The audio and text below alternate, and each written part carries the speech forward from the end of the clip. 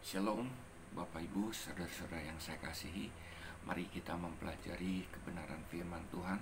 Kita merenungkan firman Tuhan yang terambil dari Mazmur 8 ayat 6 sampai 7.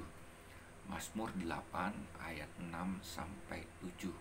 Saya beri judul Kita Punya Kuasa. Mazmur 8 ayat 6 sampai 7 saya akan bacakan. Namun engkau telah membuatnya hampir sama seperti Allah, dan telah memahkotainya dengan kemuliaan dan hormat. Engkau membuat dia berkuasa atas buatan tanganmu. Segala-galanya telah kau letakkan di bawah kakinya. Bapak Ibu, saudara-saudara yang saya kasihi, saya pasti berkeinginan untuk menjual mobil saya ketika saya melihat atau menggunakan mobil saya itu sering mogok, rusak di tengah jalan, ya, dan sering menyusahkan saya, ya, dan dikendarainya pun juga sudah tidak enak. Maka selalu yang terpikir dalam benak saya adalah menjual mobil saya. Saya harus menggantikan mobil yang lain yang enak digunakan dan tidak rusak. Jadi kriteria saya, Bapak Ibu Saudara yang saya kasihi, mobil yang saya miliki itu harus sehat, ya, dia tidak rusak, ya, dia enak digunakan, dia tidak mengganggu saya dengan kerusakan-kerusakan kecil yang bisa menyebabkan mobil itu mogok dan lain sebagainya, ya. Apalagi kalau mobil itu mobil baru, ya, enak dikendarainya, fasilitasnya bagus, pasti saya akan sayang dengan mobil tersebut. Demikian juga dengan manusia, Bapak Ibu Saudara yang saya kasih. Kita diciptakan oleh Tuhan, ya. Tetapi apa yang terjadi, kita ini sesungguhnya, ya, oleh karena dosa, semua manusia telah berbuat dosa, dan pada akhirnya upah dosa adalah maut. Jadi dengan kata lain, dosa itu membuat kita rusak dan akhirnya kita tidak layak di hadapan Tuhan, dan kita akan menerima hukuman kekal, ya. Sama seperti juga saya dengan saya, ketika melihat mobil saya sering rusak, tidak enak digunakan, maka saya akan menjual mobil tersebut. Nah, Bapak Ibu Saudara-saudara yang saya kasihi, sesungguhnya manusia itu, Alkitab katakan, tidak dibuat seperti sekarang ini. Banyak manusia itu rusak perilakunya, moralnya, dan lain sebagainya, sekalipun dia sudah beragama. Ketika manusia diciptakan oleh Tuhan pertama kali, firman Tuhan katakan, apakah manusia sehingga engkau mengingatnya? Apakah anak-anak manusia sehingga engkau mengindahkannya? Namun engkau telah membuatnya hampir sama seperti Allah, ya. Jadi kita ini hampir sama seperti Allah, ya, diciptakan oleh Tuhan. Kita ini prototipenya Tuhan, ya. Jadi kalau orang mau melihat Tuhan, kitalah sesungguhnya pada awal penciptaan, ya. Jadi kita diciptakan bukan seperti monyet, bukan seperti binatang-binatang yang lain, Bapak Ibu. Kita diciptakan seperti Tuhan. Betapa hebatnya manusia. Bukan hanya rupanya seperti Tuhan, ya, tetapi selanjutnya dikatakan dan telah memahkotainya dengan kemuliaan dan hormat, ya.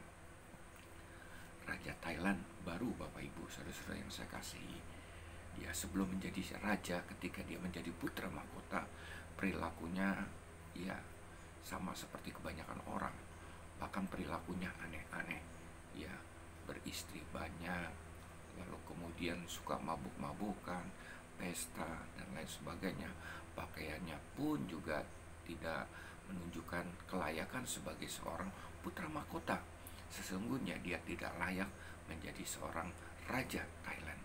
Tetapi ketika dia dinobatkan menjadi seorang raja Thailand, dia dihargai, dia dihormati, ya. Sama seperti juga Tuhan memahkotai kita dengan kemuliaan dan hormat. Raja Thailand pun juga seperti itu, ya.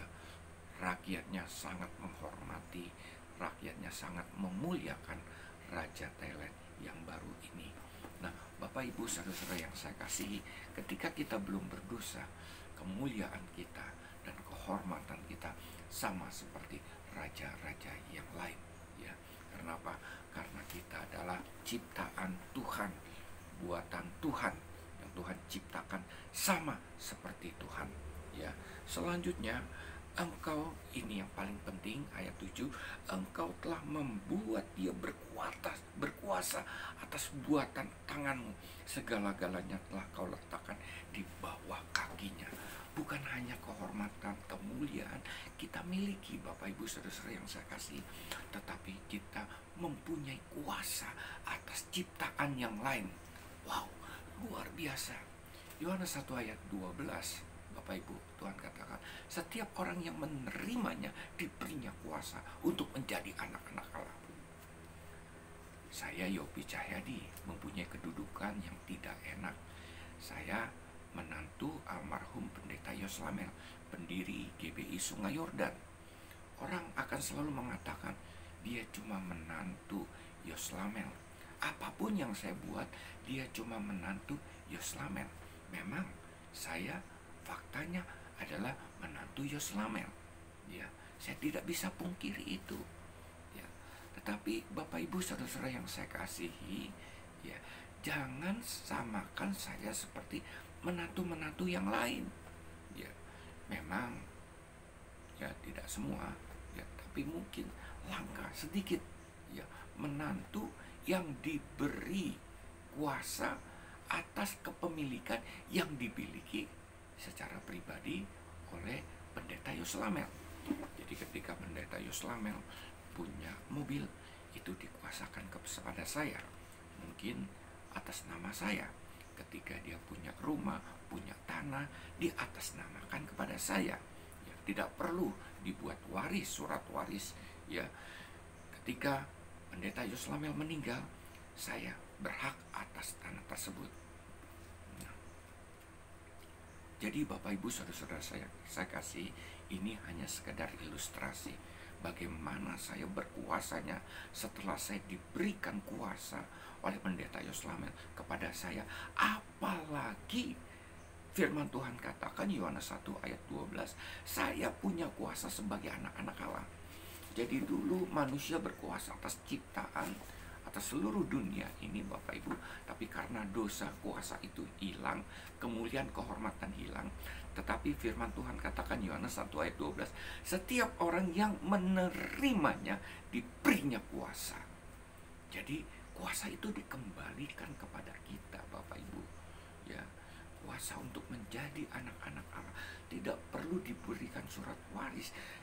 Kita punya kuasa, ya, atas kepemilikan yang ada di dunia ini. Itulah sesungguhnya kita Bapak Ibu, anak-anak Tuhan. Kita punya kuasa bukan untuk kita nikmati bagi diri sendiri, saya sendiri, bagi diri kita sendiri. Saya diberi kuasa oleh Pendeta Yoslamel almarhum atas tanah, lalu kemudian tanah itu saya jual untuk digunakan pribadi. Bukan, ini untuk pekerjaan Tuhan, ya.